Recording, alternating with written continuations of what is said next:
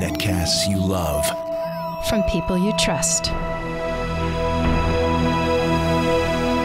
This is Twit. Bandwidth for Coding 101 is provided by CacheFly at CacheFly.com. This episode of Coding 101 is brought to you by DigitalOcean. Simple and fast cloud hosting built for developers. Deploy an SSD cloud server in 55 seconds. Try it today for free. Visit DigitalOcean.com, and once you sign up, be sure to enter the promo code C101 in the billing section for a $10 credit. And by Lynda.com, the online learning platform with over 3,000 on-demand video courses to help you strengthen your business, technology, and creative skills. For a free 10-day trial, visit lynda.com/C101. That's LYNDA.com/C101. On this episode of Coding 101, we're taking you to the end of iOS Road.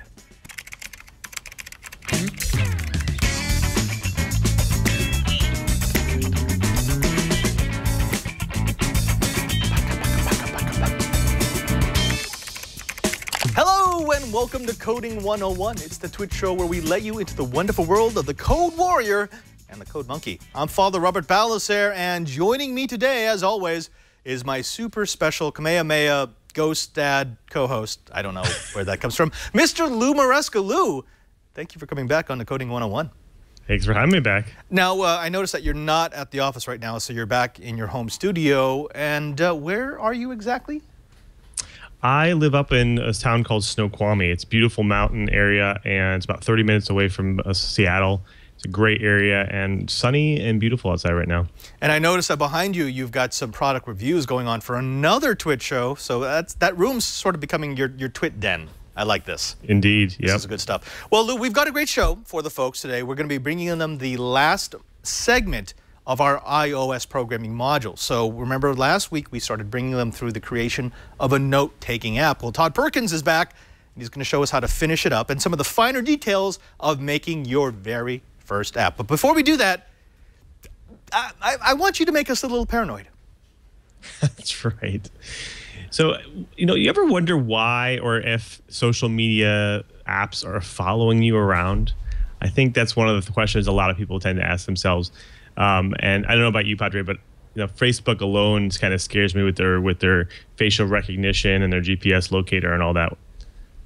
Well, yeah, this is one of these constant back and forths in the world of social networking and social apps, which is we kind of understand, most of us understand that the reason why these services exist is because they're tracking us. In one way or another, they're getting data points on us about everything from our spending habits to our location to who we're connected to, and then they can use that to monetize against advertising services. I mean, that's the reason for the existence of these services and apps. But I think many of us get kind of uncomfortable when we start realizing how much data we're actually leaving behind. Yeah, I mean, it's okay when these apps, they use the data for a specific need. Like, for instance, Facebook can use it to tell, where your neighborhood is and maybe people that you're close to, maybe try to connect you up with different people, different businesses. But when people start to actually make out that information from Facebook, like, for instance, for Facebook, they track your location for your messages all day long, and they can tell you where you eat, where you work, that kind of thing. But when you have things like, there's a Google Chrome extension called Marauder's Map, and it can actually pull location data for when you're in a messaging thread between group of people, even people that you don't even know or not friends with on Facebook. It can actually map out the location of where those people are at when they're chatting. A little bit creepy. A little bit on the creepy side. Right. Yeah. I mean, actually, okay, let me put it this way. On the programmer side, I'm thinking, oh, that's very cool. That's a very useful bit of information that I can extract from my software. And if I'm a developer, I'm going to be looking at that as a possible avenue of monetization. Can I make money from people disclosing who they're connected to and where those people are? And the answer is yes. But as an app developer, we also have to be concerned with how much privacy and how much personally identifiable information my users are willing to release. What are your thoughts on that? Where's that line drawn between I'm giving you something and you're giving me something, and then I'm just taking advantage of you? Yeah, I think that's where you need to visit. When you're building an app, you really need to decide, what do I need this location information? Like, for instance, am I taking notes, but I want to know where that note is taken from? Like, for instance, maybe I'm taking notes while I'm at work, but then I need to take notes, and maybe it's my grocery list as notes, and maybe the app can let me know when I'm near the grocery to go pick up those items, that kind of thing. Making it useful to the user. And it will also help you make it useful to, whether, who's using your app and where they're at. But then, you have to make that decision, that fine line, whether, am I really collecting it gratuitously or actually am I making it useful for the user? And am I kind of paying back that information to them? And so that's when we really have to think about it when you're collecting data, because you never know if there's going to be a hacker or somebody who's going to be able to use that information for other means. Right. Lou, I have to ask you, your particular area of programming expertise is in CRM. Those are the projects that you lead. That's the product that you develop. CRM is all about data. I mean, if you think social media apps collect a lot of data, CRM is nothing but collection of data. But people buy those products knowing that's exactly what it does.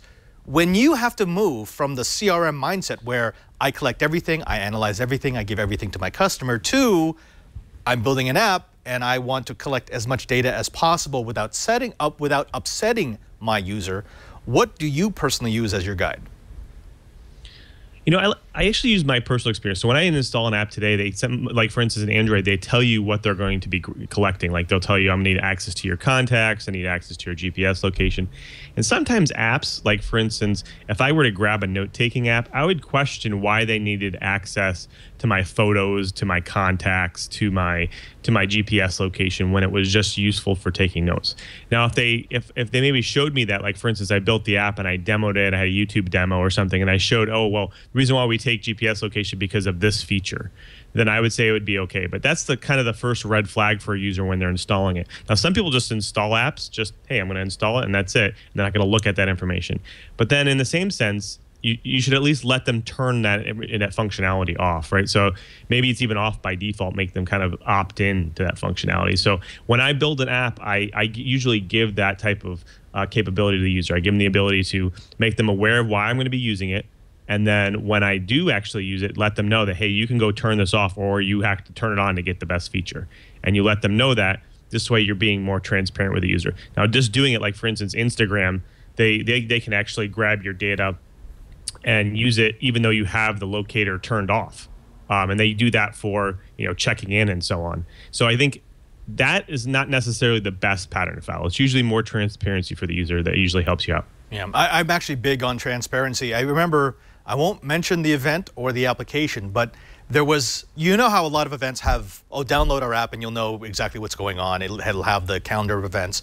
There was one I downloaded, and in the screen for the install, it said it needed access to my GPS, to my microphone, to my camera, to my contacts, to the phone, to the SMS, to like all the different social media services that I had on the phone. And I'm thinking, I can see why you might want that, but I have no justification as to why I should give that to you. If all you do is give me times for events, you need none of that.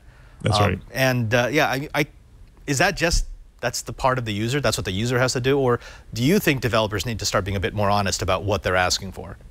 Well, I think it's not helpful that the store will have, like, when you download an app, it'll have like a little description and maybe some images of the app, and then that's it. And then you get the comments below. I mean, it'd be nice if like you can actually put a video in there to demo the app for the user. Maybe then you can show them what you're going to be using that functionality for. Because when you go and install it, you immediately get this warning in your face saying you want to install this app. It's going to do all of these things, and you have no idea why it's doing that or why it's looking for that data. So I think it necessarily sometimes the store's fault because it's not enough transparency. It doesn't give you the ability to know why they're doing that. Right. But in the same sense, yes, as a developer, you have to be more cognizant of the user and even the sensitive user, the ones that are going to, say, hey, why do you need this? And if that's the case, then sometimes maybe features are more opt-in. So you say, hey, if you really want this feature, opt yourself in and you'll get that advantage out of it. Remember that, folks, here on Coding 101, just because we teach you how to do it doesn't mean you have to do it. Now, when we come back, we're going to be bringing back Todd Perkins. He's going to finish off our iOS 101 module. He's going to give us the end of the creation of a note-taking application for iOS, specifically for iPhone. But before we do that, let's go ahead and take a break and thank the first sponsor of this episode of Coding 101, and it's got to be DigitalOcean.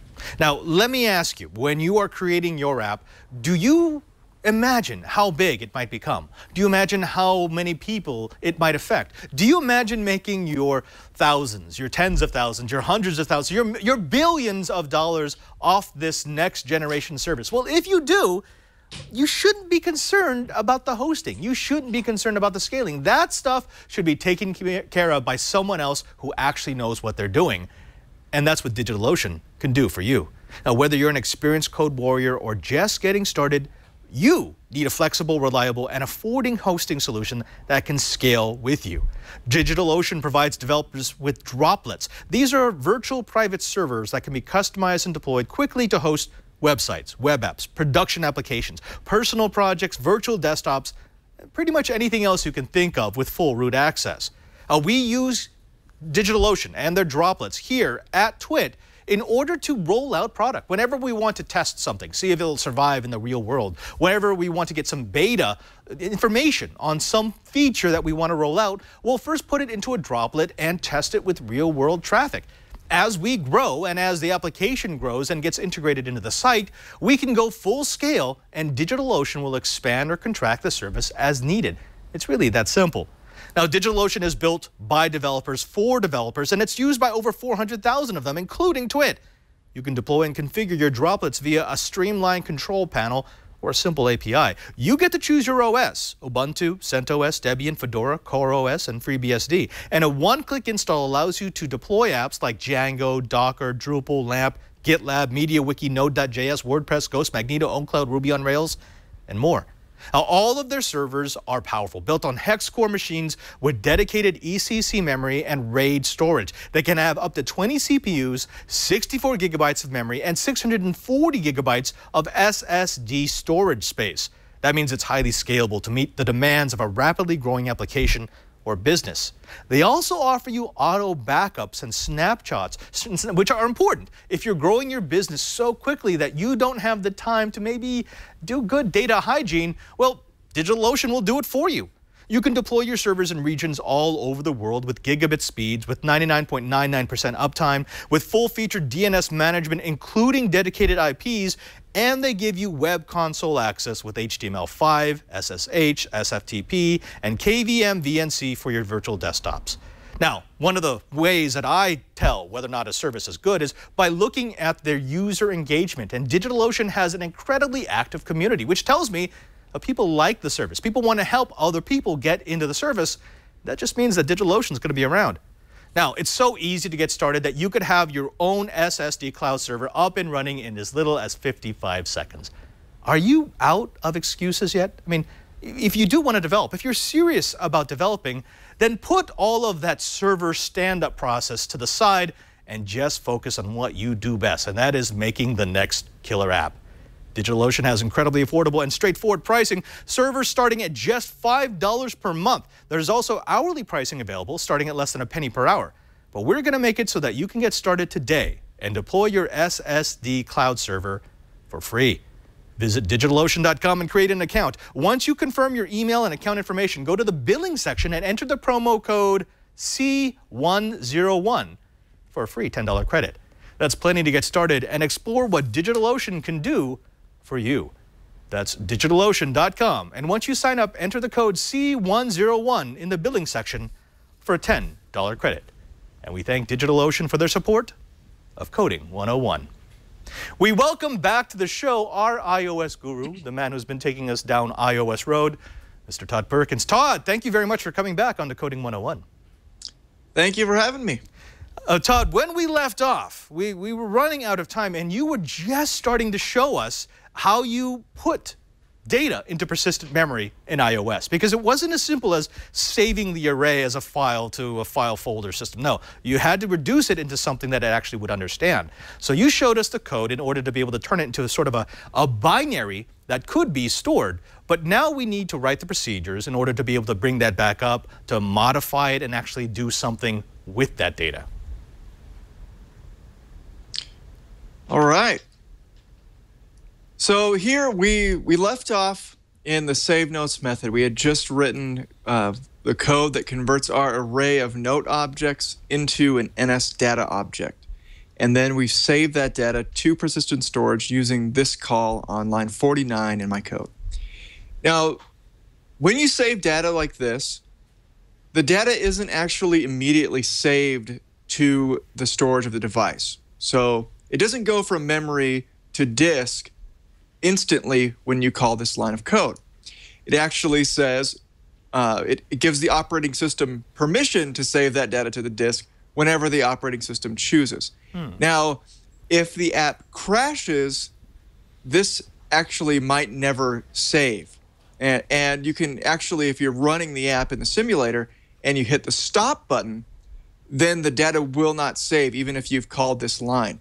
So, Todd, why do that? Is that just to protect the integrity of the storage, or is there another reason why it wouldn't write immediately?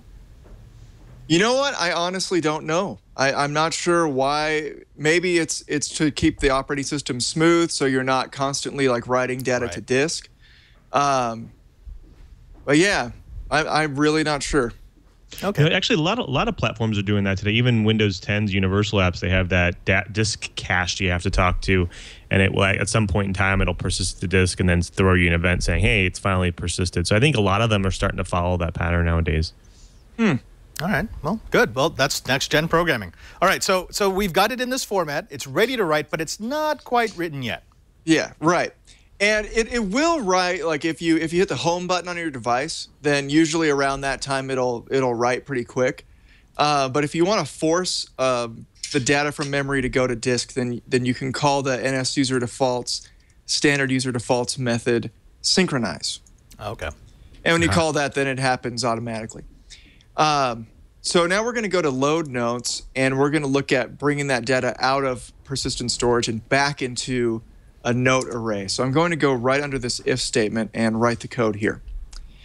So here I'm going to create another NS data object, and I'm going to call this raw data.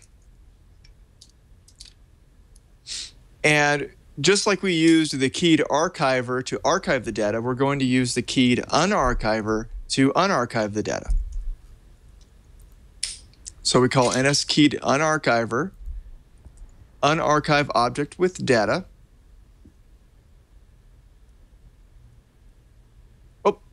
Oops.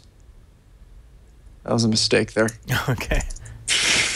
I have my code like written out so I don't mess anything up, and I was looking at the wrong line. Okay, so we want to get this raw data, and we get that. We do the opposite of what we did on line 49. Right. So we save the data to user defaults. We first pull it out of user defaults, and then we convert it to the NS data and the node array. So here's how we grab the data from user defaults. We call NS user defaults, standard user defaults, and then we call object for key. Oh. And we'll just pass in k all notes. And then this gives us, actually we don't call object for key. We save it as object for key using set object. And then when we access those, the values that we save, you can use object for key to get a generic object back. But there's also helper methods where you don't have to typecast it or anything. Including this one, which is data for key. So this actually, I don't know if you can see the pop-up on my screen, but this actually returns an NS data object. Okay. So otherwise, you're going to have to typecast it or use some kind of a generic object. Okay. So there we go, data for key, k all notes. And again, k all notes is our key that we made up here. We define on line 11. So on the next line, then what I want to do is make sure that, because when our app first runs, remember we're calling load notes in this viewDidLoad method inside of master view controller. And this viewDidLoad just means the user interface has loaded, okay? And so this is going to occur when our app launches, and we're calling load notes there. The issue with that is we're not going to have any raw data, right? We're going to try to load data from user defaults, but this data is going to be nil that first time. Right. And so we actually want to stop if that's the case. So I'm just going to do a quick check here to see if raw data is nil. And if it is, I'm going to just return out of this method. Okay, that makes sense. Okay. So now what I want to do is take this raw data and put it inside of the notes array. And it's going to be returning from persistent storage as that binary, so you're going to have to turn it back into something usable. Right, yes. This NS data is the binary. So now I'm gonna make an NS array here, because that's the type of data when I bring it out, it's going to be in a regular array and not an NS mutable array. So I'm just going to create I'm going to call this A data, short for an array of the NS data, or my data that's converted. And then I'm going to call the NS keyed unarchiver. And I'm going to unarchive object with data, the data being the raw data, and then that gives us our NS array. So we go to the next line, and then we can set all notes. So all notes, and just like we created the array using NS mutable array with array on line 56 in my code, I'm going to do the same thing, but with the array of data here. So NS mutable array you're just converting an array to a mutable array now. Right, yeah. What this method is it says create an NS mutable array using an existing array. Got it. So that's the only way to create it with an existing array. So then I'll pass in a data, and that's how we convert our binary data here in NS data back into an array of note objects. Fantastic. Okay, now how do we test whether or not that data is being stored properly and loaded properly? Well, we have right now, if we go to masterviewcontroller.m, we have the test that it's loading, but until we save any data, we can't really test anything. Right, it's going to be nil. So this time I actually want to finish, I think we're going to finish the app before we test it. Okay. Since there's a lot of steps in, because otherwise we just write a bunch of sample data, then we got to delete it all. Yeah, let's finish the app so that we can actually load something into it, and then hopefully you can show us how we can actually verify that the app's working properly. Right, good, okay. So I'm going to actually go to, instead of writing code right now, I'm going to go to main.storyboard, and I'm going to modify the user interface, because we're now working with the master view controller class and the detail view controller class, which are actually connected to the UI of your app. And so now it's time to modify our user interface. So I've clicked on main.storyboard, and I'm looking inside of my storyboard view, which is the UI of my application. And if you find the one that says master at the top, this is the main view when you open the application. And let's say you wanted to change what that label said, you could just double click and then type in whatever you want here. For example, Notes app, and then I just press return, and it's saved. And I'll go over to the detail view, and I'm going to double click detail and just change that to note. So if you look at the default Notes app in iOS, when you go to the detail view, it doesn't look like this. It has a full screen text view. And so we're going to take this label and we're going to swap it out with a text view, which is going to necessitate changing some of the code in detail view controller.h. And that's where the label is connected to that label in our storyboard. So that's what this circle with the filled in dot inside of it is saying, that this line of code is connected to a user interface element. Right. Okay. So we're going to need to do two things. First, I'm going to change UI label to UI text view. I'm going to leave the property name the same. If that's confusing, then feel free to change it, just to save time, and so we don't have to rewrite a whole bunch of code, or refactor. I'm just going to leave it. So I'm going back to, after saving this file, I'll go back to main.storyboard, and I'm going to delete this label here, and that's going to break the connection. If you go back to detail view controller.h, the circle is no longer filled in. And then I'm going to show the utilities area by clicking that button at the top right of the toolbar. And in the search area there, I'm going to type text view. And as text view appears, I'm going to click and drag it onto the screen. Ah, nice. And I just drag and drop it right to the top left corner. And by default, it's going to fill the whole view. I'll just delete all of that dummy text. and then commit that with return, and there we go. So now we have a text view, and it's still not connected to our code. Simply just dragging a text view on there doesn't connect it to code at all. Right, that's what I was going to ask you. So how do I connect that view controller to this view? Okay. What you got to do, there are multiple ways to do it, but my favorite, the fastest way, is to use something called the Assistant Editor. So it's at the top of the toolbar. It's two circles. And if you click on that, it shows you your user interface and your code view. Now, with my low resolution on my screen, it's kind of hard to see what's going on. So you can actually hide the left and the right areas, and then I can kind of see that my, I can also hide, where's that button? There we go. I can also hide that left area all the way over there. So now I can see a nice view of my, my detail view here. And so what I want to do is connect this to detailviewcontroller.h. And if you look at my screen, I'm actually on detailviewcontroller.m. So I'm going to need to click in the jump bar here and just change to detailviewcontroller.h. You might not see that option there. If you do, just click where it says automatic. Yeah, it's a drop down. So. Yeah, exactly. You can just go back in the breadcrumb to automatic and then choose manual and navigate your folder structure, and you'll find your the appropriate file there. So you want detailviewcontroller.h. And then I'm just going to hold right-click or control-click and then drag onto that line of code. And see, as I drag over to it, you'll see that it fills in. Outlined. Yeah, and I let go, and the circle is filled in. Nice. Okay. Yeah, I like that. So now it's connected to my code.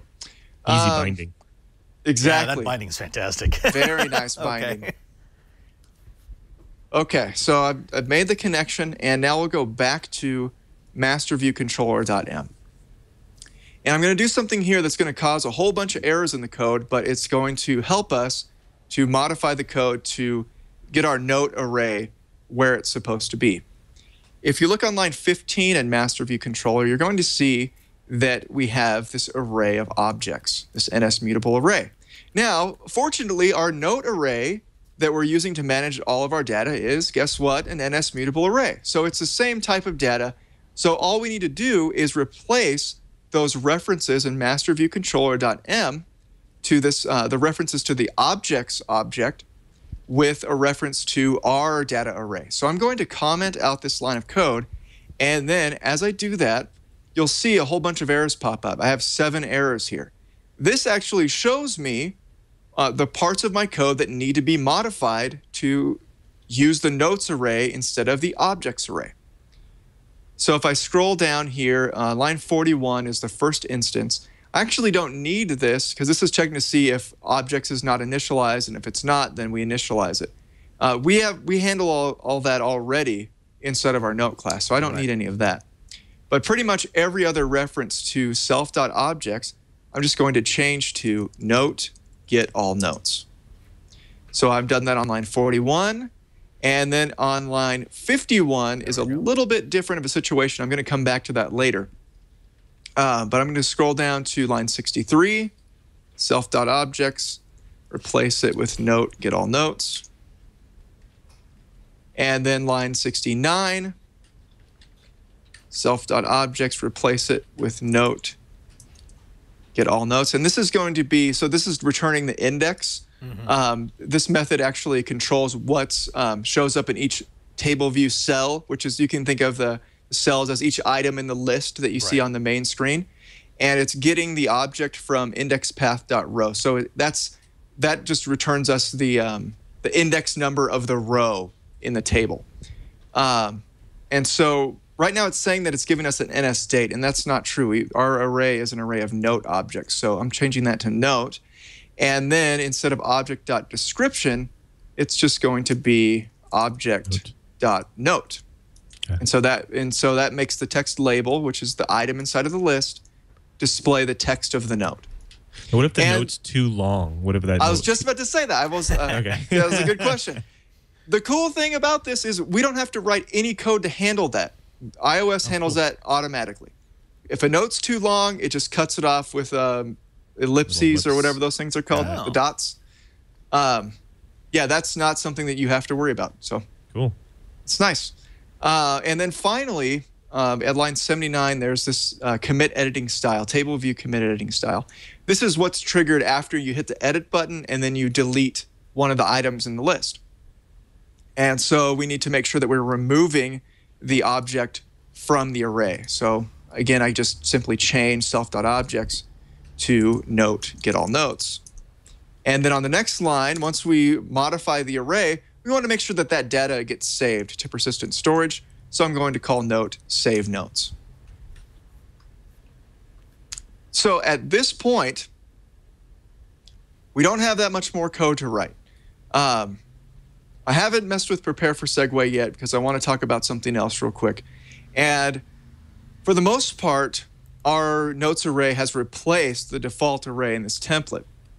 But we need to control a couple of things. We need to control what happens when we transition to the detail view. We need to make sure that the stuff that shows up inside of the detail view is the text of the notes. And we want to make sure when you tap the plus button, and this is a feature that's in the default iOS app when you tap the plus button to create a note, is that when you hit the plus button, you're automatically taken to the other screen, the detail view, to write a note, and the keyboard pops up. So we're going to look at both of those things right now. Does that make sense? Absolutely. So Yes. so far what we've done is we've created the code that will allow us to save to persistence, bring it back from persistence, and now we actually have to write the UI pieces, what the user can actually do with that back end, which is nice. Okay, so Yeah. where do I start? Okay, so I'm in insert new object, and this is the method that's triggered when the user taps the plus button. So we're inserting a note into the notes array, and I just noticed that I missed this part, so that's good. On line 41, right now it's putting a date inside of the notes array, and that's incorrect. We actually want to make sure that we put a note inside of the notes array. So the shorthand way to do this in Objective-C is the class method new. And that's like just creating a new instance of an object. And that's what's going to call the init method. So if we look at note.m, this one right here, this method where it initializes the note to an empty string and sets the date property, that gets called when we run the new method, and it returns that instance as well. Now, Todd, no, with arrays being not type specific, can you get yourself into trouble? Like, for instance, you were passing a date in instead of a node object. Could you get yourself into trouble at some point since the compiler won't say, hey, this is the wrong type? Yep, you can get yourself into trouble for sure. So, yeah, I mean, ideally, if we were making a real good production app here, we'd probably have some kind of check to say, okay, when you, or maybe not use the insert object directly here, maybe have like a helper method that says like add object, or something like that. And then in the note class, we make sure that it's the right type and everything. Got it. So in insert new object, we want to also transition to the detail view. And to do that, we can call this method self perform segue with identifier. So we select that one. And the identifier is the name of the new screen that we want to go to, right? We want to go to that detail view. Now, the fastest way to look up the appropriate name for the detail view is just simply look down into the next method where we check to see, in the template code checks to see if the segue identifier is show detail. So show detail is the name of the identifier name for the detail view. So that's what we put in here for the string. So I have show detail there. The sender will be self, and this will transition us into the detail view when we hit the plus button. But that also creates a problem. So let's go to prepare for segue. And what this code does is it's triggered right before the segue between the main view and the detail view occurs. And so what it does is it takes the index path, which is refers to like the selected row inside of the table, and it grabs the appropriate object in the array based on the selected row, and then it calls set detail item. And set detail item is the method in detail view controller that says what happens if you look at this method here on line 20 and then line 29, that says what's going to be inside of the text view. So set detail item controls that. We pass in the note to that, and then we're going to display that inside of configure view. Does that make sense? Yes, it does. Okay, cool. Back to masterviewcontroller.m. So we need to modify this. Line 52 is written with the template code, and 2, we need to make sure that this is going to happen both when the user taps a item in the table view and when it happens automatically in insert new object and no item in the table view is selected. So we need some way of handling that, the instances where no item is selected, because this is going to give us an error in those cases. So let's see, just want to make sure I don't mess it up. Okay. So what we're going to do is we're checking the index path, and we want to see if the index path is equal to nil. So, and we only want to set the object in this way if the index path is not nil. So that means that a table view row was selected, and then we can set the object or set the note based on the selected row. Otherwise, we want to set it in some other way. So if index path is equal to nil, index path is not equal to nil, then we're going to do this.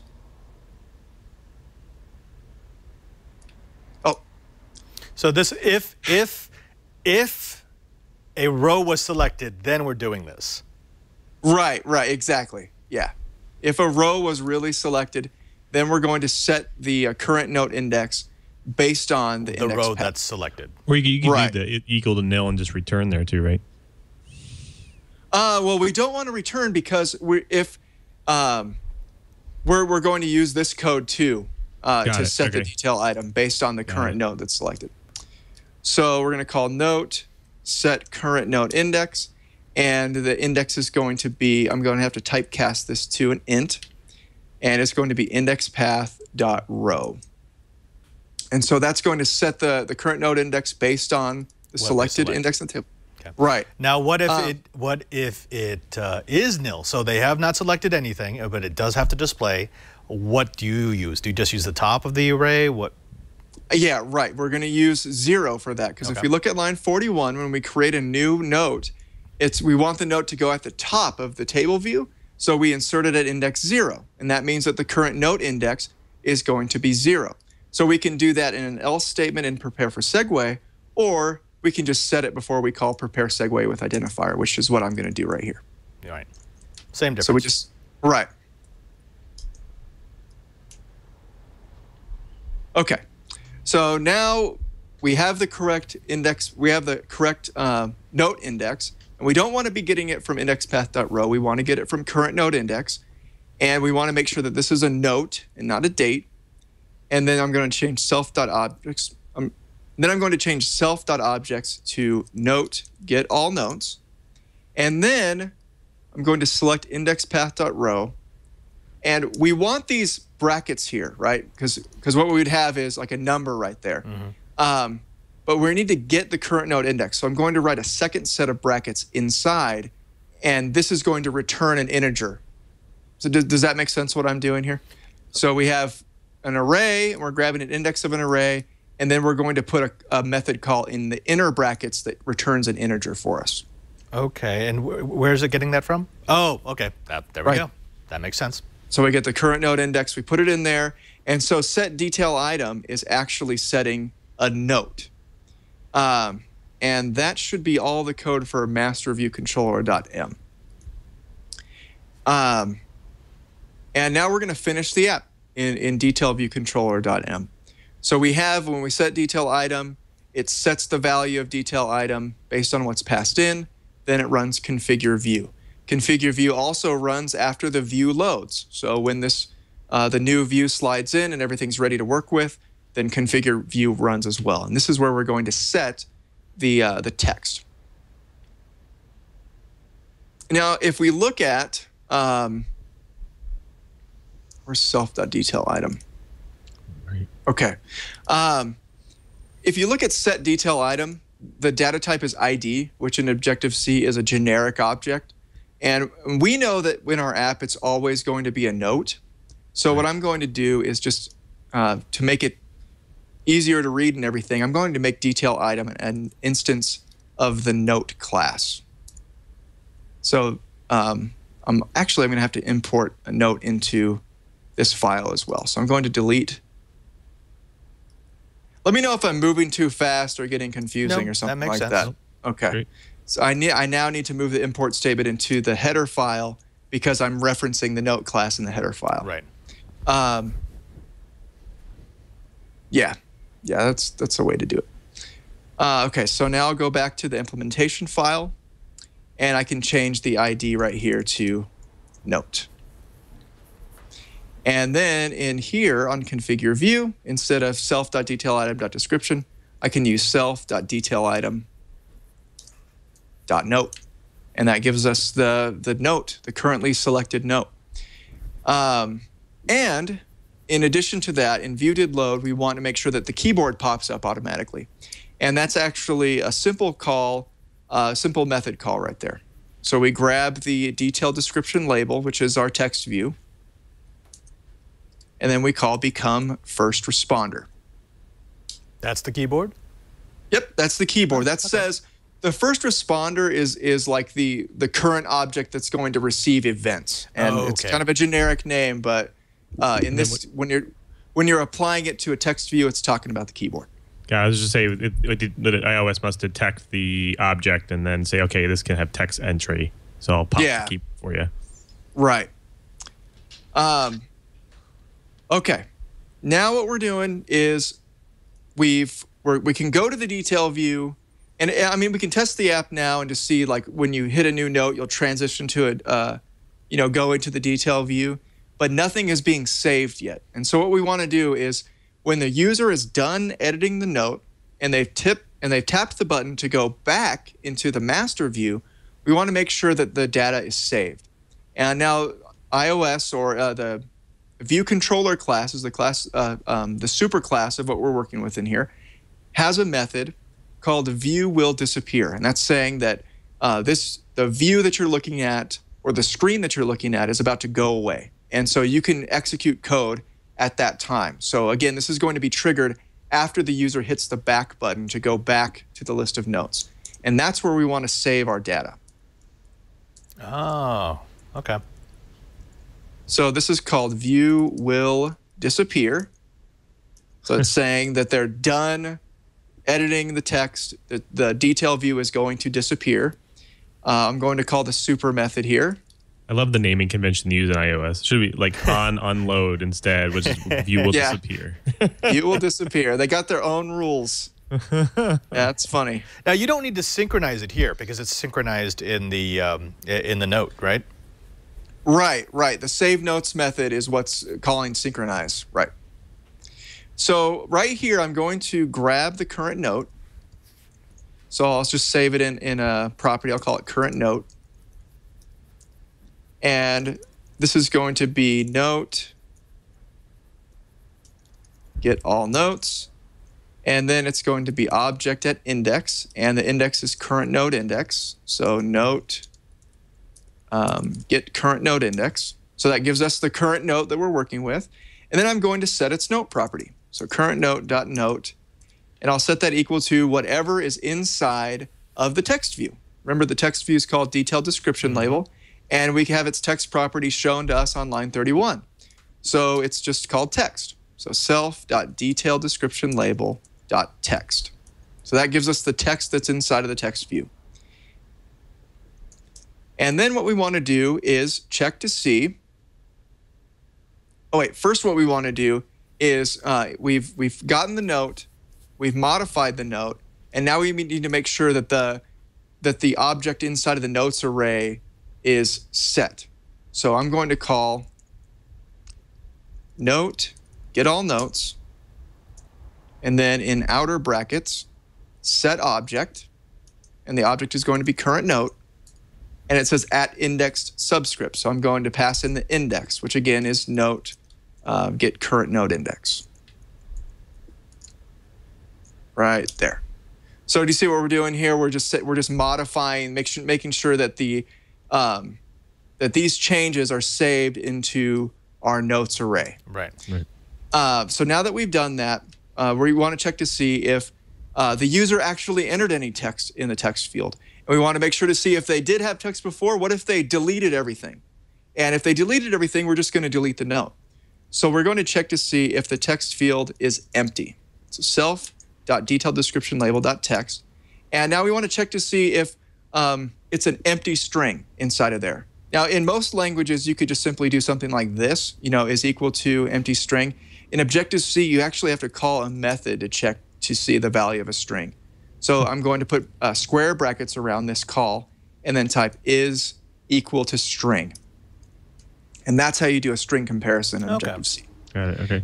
So is it an empty string? And if it is, we're just going to trash that note right here. So I'm going to call in double brackets note, get all notes, and then remove object at index, and the index is going to be the current node index. Just like that. Is it going to automatically reorder the index, or do you have to do that? No, what do you mean by, it doesn't change any of the, oh, you mean like, okay, we remove index 5 and then index 6 shifts to index 5. Yeah, it does that by itself. Okay. And then here, we go to the next line right below this, and we have 2 more lines to write. We want to save the notes. So we've modified our notes array. We want to save those changes. And then finally, if we just go back after this, we won't see the update when we go back to the master view. So in order to refresh the data inside of that table, we actually need to call a method to reload the data in the table, because it doesn't reload automatically. Is this because we're pushing changes to the view rather than the view asking for changes? Yeah, I think so. I think that's how it works. Yeah, I'm not sure why it's handled like this exactly. Is that just the OS? It's if you back out, it's just going to assume that it's going back to the same page. It's not. Yeah, exactly. It's assuming that it's going to the same data. Yeah. Okay. So the way that we reference that, we remember we had that table property in note.m, and it's called. We use get table to grab it, and we set it in master view controller.m right here on line 28. And so we can reference the table view. Yeah, which is still, it's still the same table. I guess the other screen that's coming in is kind of just like laying on top of it, and the table view screen is still existing there. So we need to make sure that it updates.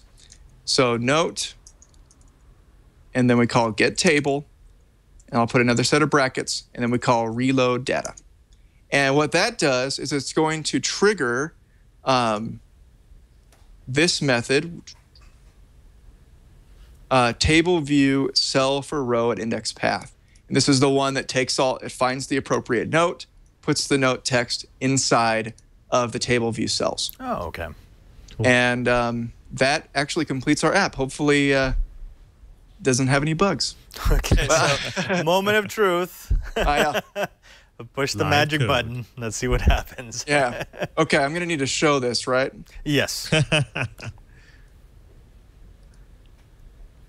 Just tell you guys it works, and then don't show it on my screen. Actually, you know what? Before you show it, wait. Let's let them stay in the tease. Stay in the tease. Before you show this, let's go ahead and take just a moment to thank the second sponsor of this episode of Coding 101. And you know what? Since we got Todd from Lynda, I am absolutely tickled pink that Lynda is the sponsor for Coding 101. Now, if you haven't used Lynda, it means you probably haven't been watching much of Twit TV, because we talk about it all the time. It is a great repository of knowledge, not just for when you want to learn new skills, but when you want to brush up on the skills you already have. What is contained within Lynda? What isn't contained within Lynda? It's not just learning software. It's not just learning programming. It's not just learning about things in technology. It's basically everything. You want to learn a new hobby? You can do that on Lynda. You want to learn how to edit video? You could do that on Lynda. Do you want to brush up on some business skills that may help you get a better job? You can find that at Lynda. Lynda.com is for problem solvers. It's for the curious. It's for the people who want to make things happen. Now, if you do want to make things happen, if you want to make your life better, if you just want to open your mind to the world of knowledge around you, lynda.com is the place you want to be. Now, some of the latest lynda.com courses that I can recommend are up and running with Raspberry Pi. I love that one. Up and running with Git and GitHub, and managing PHP persistent sessions. And I know I've talked about Code Clinic before. It's a multi-course series where lynda.com experts look at common code challenges and offer their solutions using C++, C#, Java, PHP, Python, and Ruby. They just released 4 new entries covering JavaScript, C, R, and Swift. Now, of course, you're going to be able to find Todd there. Just go to lynda.com and look for iOS. You're going to find his non-programmers session, which is great. This is where you should be going. If this module of Coding 101 gave you a little bit of hunger for programming with iOS, you got to find his work because it's fantastic. And he will take you step by step by step. And by the time you're done, you're going to be so comfortable with iOS, you're going to need to write a check to Coding 101 to pay for our vacation to the Bahamas. That's actually that's not part of the ad.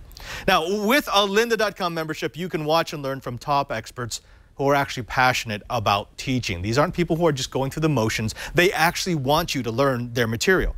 You can stream thousands of video courses on demand and learn on your own schedule. You get to learn on your pace. Don't underestimate what that means. It means you get to use the device that you want. You can switch from your laptop to your desktop, to your tablet, to your phone. You can pick up where you left off. You can look at transcripts, which is what I love because it means you can find a particular part of the video that talks about the problem you're handling rather than having to scroll or scrub through an entire video course to find the 10, 20 seconds that might be pertinent. You can also create playlists and share them with your friends. So if you want to share the gift of knowledge, lynda.com makes it easy. Now here's what we want you to do. We want you to try Lynda for free. Your lynda.com membership gives you unlimited access to training on hundreds of topics, all for one low flat rate. And whether you're looking to become an expert, you're passionate about a hobby, or you just want to learn something new, you can visit lynda.com/C101 and sign up for a free 10-day trial. That's lynda.com, lynda.com/C101. And we thank lynda.com for their support of Coding 101. Todd, hopefully nothing has been fat-fingered. Hopefully everything has gone in its place. Let's go ahead and see that app. All right. You guys see the simulator all right? It's up. Yes. Okay. So just like we talked about, you hit the plus button to create a new note. Instantly taken to the detail view with the keyboard popping up. And I'll create a note right here. Just call it Note 1. And there we go. All right. And now at this point, it should save to persistent storage. So I should be able to close the app, and then I'm going to reopen it. So I don't know what you're seeing on my screen right now, but you should see the Note app reopening. Can you simulate a like a crash, a non-standard shutdown? Is that possible? No, I don't think so. Oh, you can reboot. Well, okay, we don't want to do that. Because I wanted, that would be a great way to show that, oh yeah, if you don't synchronize, if you shut down before it actually synchronizes, you won't save the memory. But right, yeah. I mean, I could do it right here, like where I've edited the note, but I haven't hit Notes app and gone back, and at that point, that shouldn't be saved. So when I run it again, it says Note 1. There we go. Right, the edited was not there. So, but if I hit Notes app, then I close the app and relaunch it, then it's synchronized. Yeah. Nice. I love the fact that we know everything that's running in the background, from the first responder pop-up that you get when you add a note to the synchronization of it before it goes back to the main screen. This is fantastic. This gives them a top to bottom, start to finish view of what it takes to create an app in iOS. Now, I will say, if they tried to create a Notes app, they're probably going to get dinged from the market for what is it? What's the category for repeating functionality or duplicating functionality? Something like duplicating functionality. Oh my gosh! Now, what would you do if you were actually going to take this and turn this into one of your main projects? What else would you want to see out of something like a Notes app? Well, you could do something like cloud storage. If you look into key value storage in iCloud, It actually doesn't take any more code than what we've written already. You just need to change the names of some of the methods. So you could do that, add a little bit to it. Maybe you could store pictures, something like that. Yeah, but yeah, you would. If you wanted to release your own, you'd have to be creative and find some extra stuff, bells and whistles. Interesting. So storing pictures. Right now, we're storing a binary of just a text string. How would you put pictures in this? Would you just point to them and then bring them into the app? Because obviously, you're not going to want to store each and every single picture within the persistent storage of the Note app. Right. Yeah, you can actually save images as NS data. Oh, wow. Okay. And so you can convert that to them and save them in that way. Do they have a rich text editor already built into as a control, or do you have to build your own? You have to build your own for that. Yeah, there's no rich text editor. Todd Perkins, I want to thank you so very much. This has been fun. This has been something that the Coding 101 audience has been asking for a long, long time, and you just gave them everything they wanted and then some. They've seen what it takes to develop in iOS. They've seen what a iOS development looks like from the beginning to the end of the app, and they've seen the finished product. Now, of course, we should repeat, this is something that has come up in our chat room, that this will work just fine, completely free, as long as you want to keep it on the simulator. But if you actually do want to move this to a device, you do have to become a developer, and that means paying a fee to Apple. What is that right now? It's currently $99 US. And it takes a while. If you want to become a developer, it's not like you just pay and then you're a developer. I mean, right? I mean, that's a process. Yeah, I don't remember exactly how long it was. I've done it with a business and I've done it personally. With the business, I want to say it took a lot longer, like month or maybe multiple months.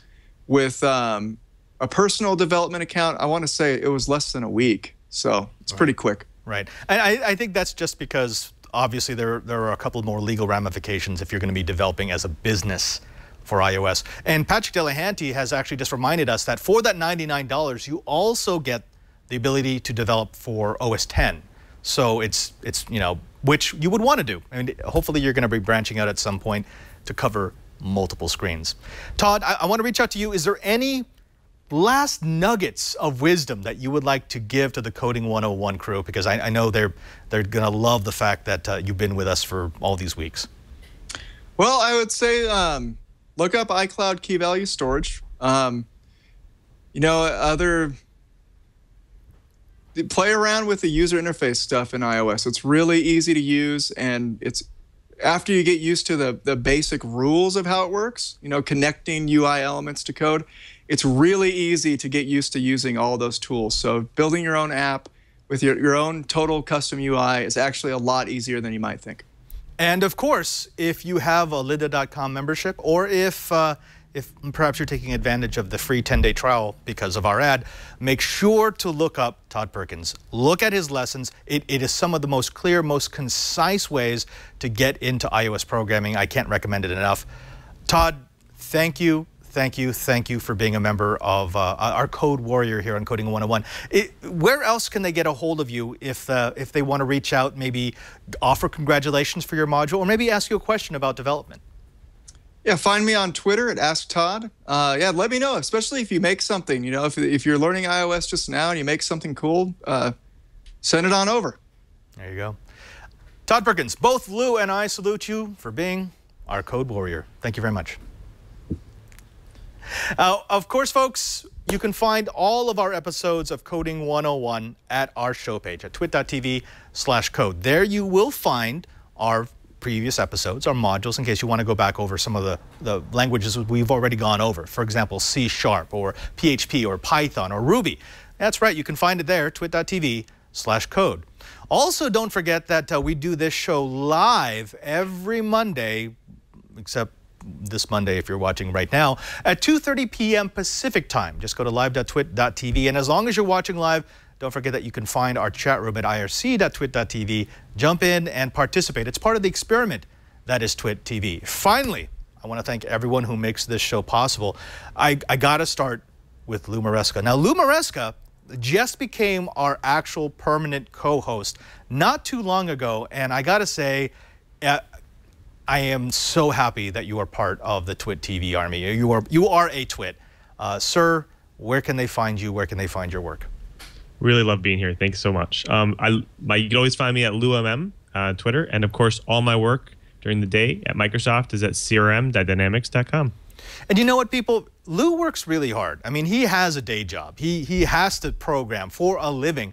And he really he lends himself to Twit TV because he likes the community and he likes to share his knowledge. So do me a favor, follow him. Go LouMM on Twitter. Follow him, say thank you, say hello, offer him a hearty congratulations and a pat on the back because I wouldn't want to host with anybody else. Lou Mariska, I salute you, sir. Thank you, Padre. And finally, again, big thanks to Leo and Lisa for letting us do the show, and to my TD, who I am so afraid to toss to him every week because I don't know what he's going to do. Eskimo Zach, where can people find you on the Twit TV network? Thank you, Padre. You guys can find me on Twitter at Eskimo Zach, where I will be tweeting at Lou. Congratulations, Lou. You have done stuff. 1337 tweets. All right. Every week. Until next time, I'm Father Robert Balaser. That's Lou Maresca. This has been Coding 101. And Lou, what do we say? End in line.